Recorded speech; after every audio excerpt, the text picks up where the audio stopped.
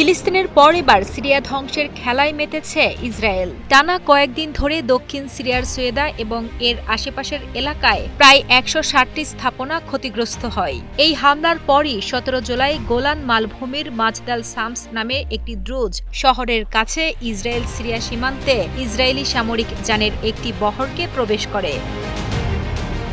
Syria অভিযান চালানোর উদ্দেশ্য ইসরায়েলি বাহিনীর ৫টি গাড়ির একটি সামরিক বহর নিয়ে যাওয়া হচ্ছিল, যার মধ্যে ছিল ৪টি হামভি, যা মূলত সৈন্য সামরিক সরঞ্জাম, রসদ এবং বিভিন্ন ধরনের অস্ত্র বহন করে।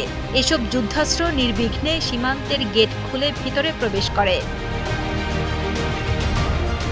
এসব সামরিক সরঞ্জাম সরবরাহের একদিন আগেই জেরুজালেম পোস্টের এক প্রতিবেদনের বরাতে জানা যায়, ইসরায়েলের চালানো এই হামলায় ক্ষতিগ্রস্ত হয় সিরিয়ার প্রতিরক্ষা মন্ত্রণালয়।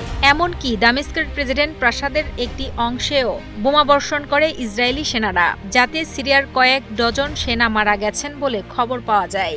ইসরায়েলের যুদ্ধ বিমানগুলো জেনারেল স্টাফ কমপ্লেক্স এবং কাসর আল-শাবেও হামলা চালায়।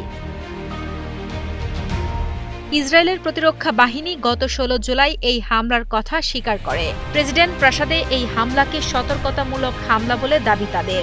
ইসরায়েলি সেনাদের প্রকাশিত ভিডিওতে দেখা যায়, বোমার আঘাতে দামেস্কের আকাশ কালো ধোঁয়ায় আচ্ছন্ন হয়ে পড়েছে। সিরিয়ার দক্ষিণ পশ্চিমের দারা প্রদেশ এবং দামেস্কের কাতনা শহরেও বিমান হামলার বিষয়টি নিশ্চিত করে সিরিয়ার রাষ্ট্রীয় সংবাদ সংস্থা সানা। সিরিয়ার রাজধানী দামেস্কে ইসরায়েলের ভয়াবহ বিমান হামলার পর কড়া প্রতিক্রিয়া জানায় চীন।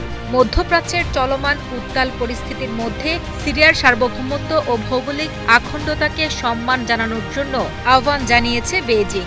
ইসরায়েলের সিরিয়ায় চলমান বিমান হামলার ঘটনায় জাতিসংঘের মহাসচিব আন্তোনিও গুতেরেসও গভীর উদ্বেগ প্রকাশ করে ইসরায়েলকে হামলা বন্ধের আহ্বান জানান। এই হামলাগুলো সিরিয়ার পরিস্থিতি আরও ঘোলাটে করে তুলেছে এবং আঞ্চলিক শান্তি নিয়ে নতুন করে উদ্বেগ তৈরি হয়েছে বলে মনে করছেন সমর বিশ্লেষকরা।